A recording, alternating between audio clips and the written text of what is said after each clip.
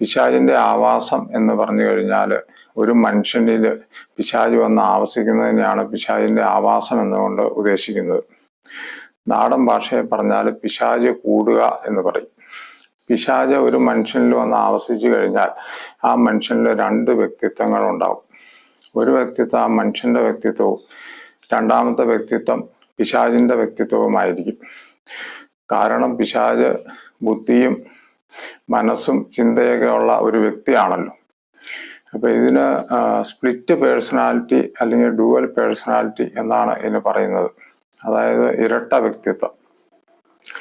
പിശാച് കൂടി കഴിഞ്ഞു കഴിഞ്ഞാൽ ഈ ഇരട്ട വ്യക്തിത്വം ആ വ്യക്തി വരും.